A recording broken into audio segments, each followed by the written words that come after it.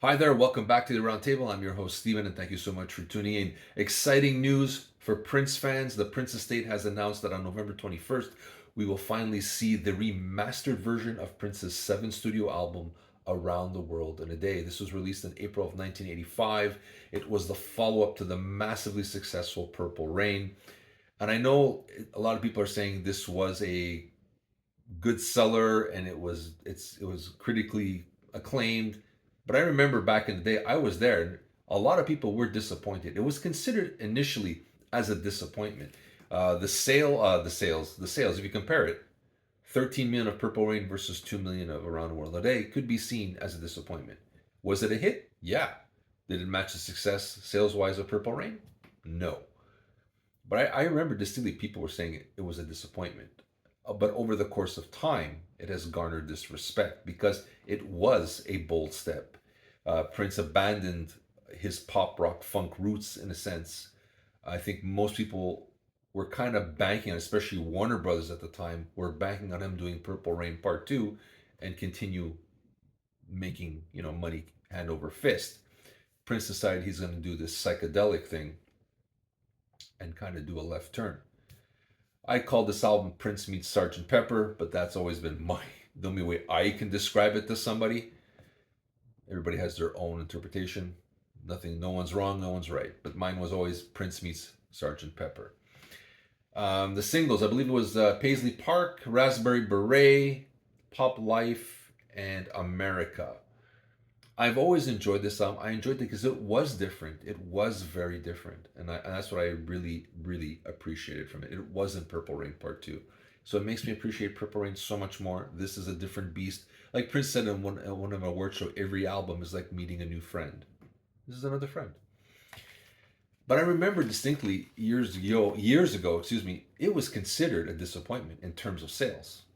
But over the course of time, I think it has garnered a respect due to that bold choice of not recreating Purple Rain and going in a new, exciting direction. And like I've always said, if an artist is excited about the project, that usually leaps off the record and comes to the listener. So when this came out, I loved this just as much as Purple Rain. It was just so different and exciting and new. And it kind of reminded me a bit of the Beatles. And at that time, I didn't kind of like them too much. So this kind of let me go back, revisit these guys. So it was very interesting. And I've always enjoyed this album. So I was very excited to hear about this remastering. But now I'm hearing a lot of people are complaining that there's no songs from the vault, and that's understandable. But we got to figure out that we know there's hundreds and hundreds and hundreds of songs apparently in this vault. Can they find the ones strictly associated to this album? Who knows how they're classified? I don't know. Am I curious? Yeah. Am I still going to pick it up? Yeah. I want the sonic improvement. I liked what they did with Purple Rain. I liked what they did with 1999. I liked what they did with Diamonds and Pearls. I liked what they did with Sign of the Times. So I want to hear the sonic upgrade. This sounds flimsy now. So I want more. And this is my way to get it. Yeah, would I like some songs from the vault? For sure. You're always curious to what happened, what other songs made it, or do you hear snippets of, did something start off as something else and then became pop life or whatever the case may be. But as a business, I'm sure they're releasing these albums knowing full well that maybe 5 years down the line, there's going to be the albums from the vault. So you're going to double dip. It's all business. I've accepted that. Am I going to pick this up? Yeah, I want the sonic improvement.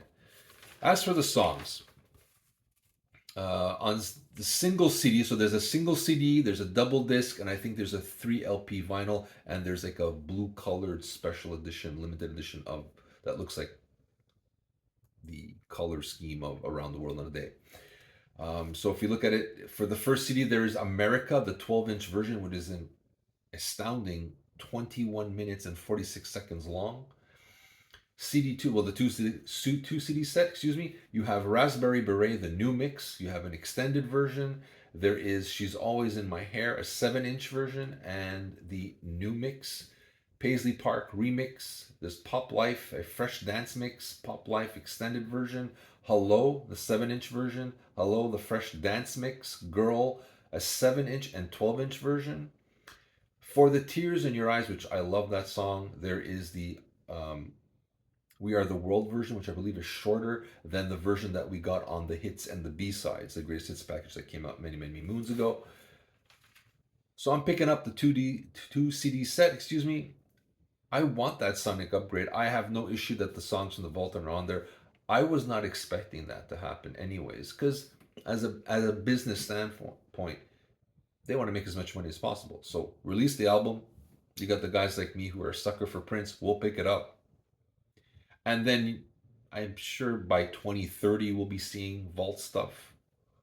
And it's going to be all the song, 1 disc set, a 2 disc set, a 3 disc set, maybe a 4 or 5. You know, these are all the songs that were in the time of Around the World Today. This is the ones from All Purple Rain, and they're going to release those individually, either as I think like probably a single, a double, a triple, whatever, how many songs they have, what they think people will listen to, or what's actually a full constructed song. I'm assuming, and go that way. So was I expecting songs from the vault on here? No. I'm not mad about it. I know a lot of people are, and understandably so. You want to hear, if you're like me, a Prince fan, curious, you want to see what happened you want to get like that idea of, oh, that song sounds like the beginning of Tambourine. Maybe he got Tambourine from that, or Tambourine became this. It just didn't fit the album and you want to explore and find out what it is. And I get that. But I knew they're not going to do it. I kind of had a feeling. There's too much money to pass up, and if they just put it all together and you buy it once, no one will buy it again. And that's the whole point right now. The estate wants to make the money, and that's the bottom line, is cash. Now, as much as I love Prince, I understand behind it. The family's not doing all this because they love us and they want to keep his legacy. They do in a certain extent, I'm sure they do. But let's be honest, cash is king, and a lot of fans will double dip. Me being one of them. And that's my thoughts. I'm really looking forward to the sonic improvement. You let me know what you think. Share your thoughts with me. Are you going to skip this because of the songs, or the lack of, or the non-existent vault songs? Or are you going to do like me and just pick it up? And I want to hear the sonic improvement.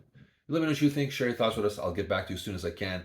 This is Stephen from the Aroundtable with my thoughts on the remastered edition of Prince's highly, highly underrated album, in my opinion, in his catalog, Around the World in a Day.